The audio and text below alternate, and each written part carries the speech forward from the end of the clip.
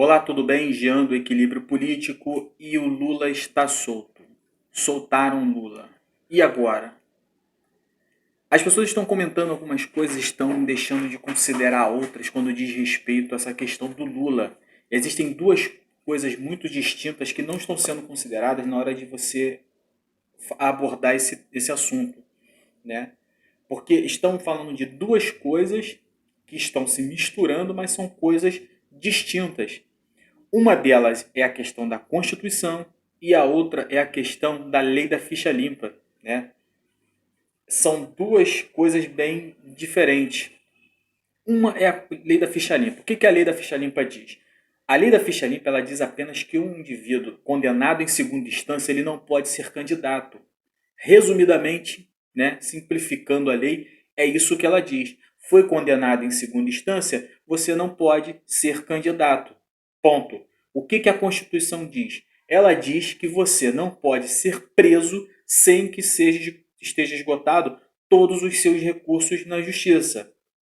Quando você está respondendo um processo, você precisa que os seus recursos sejam esgotados na justiça para então você grade. Então, o que acontece?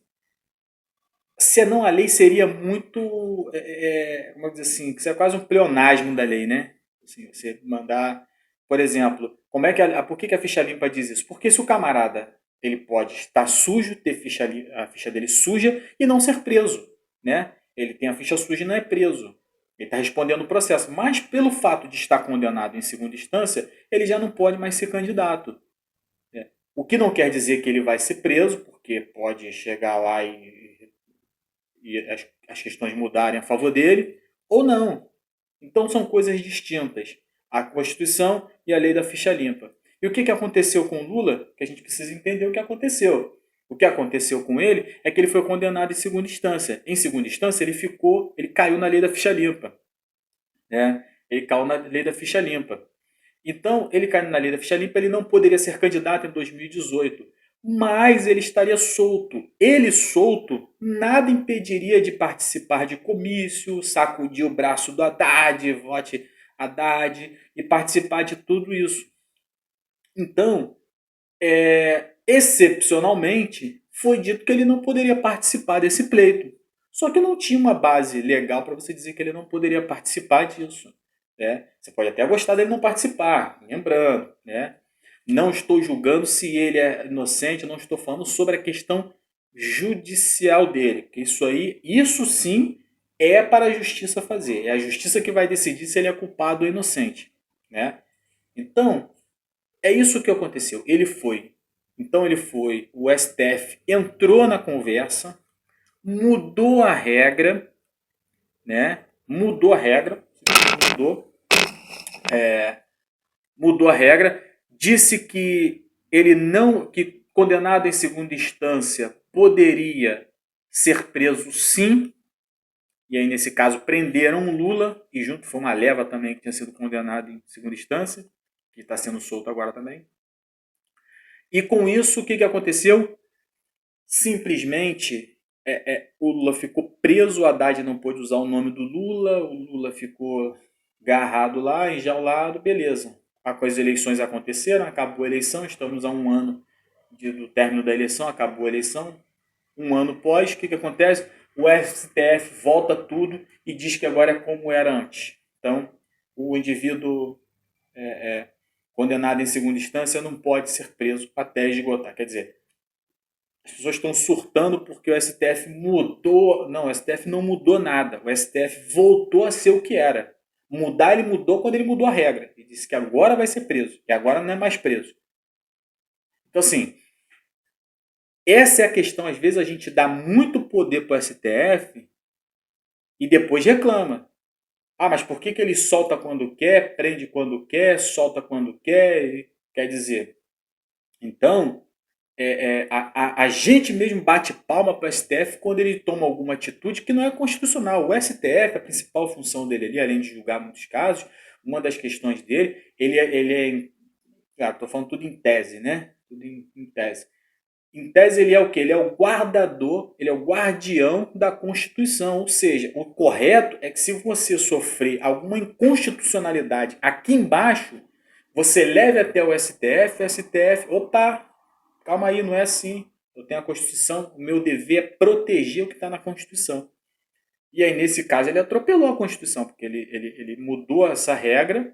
Lembrando, isso eu estou fazendo uma análise política da questão. Independente de você gostar ou odiar Lula, amar ou detestar Lula, eu estou só botando a questão política do que aconteceu, né?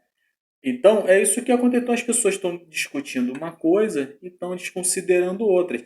É a favor da prisão em segunda instância? Beleza, né? A gente aprende na vida que quando a gente faz as coisas erradas, a gente acaba fazendo duas vezes, né? Ou você faz certo, ou se você fizer errado, vai fazer duas vezes. Então foi o que fizeram. Se você acha que realmente o indivíduo condenado em segunda instância tem que já começar a cumprir pena, eu particularmente até acho que é o correto, mas você tem que fazer isso pelos meios corretos. Quais são os meios corretos? Uma PEC, uma proposta de emenda constitucional. Ou seja, você apresenta uma proposta para mudar alguma coisa que está na Constituição.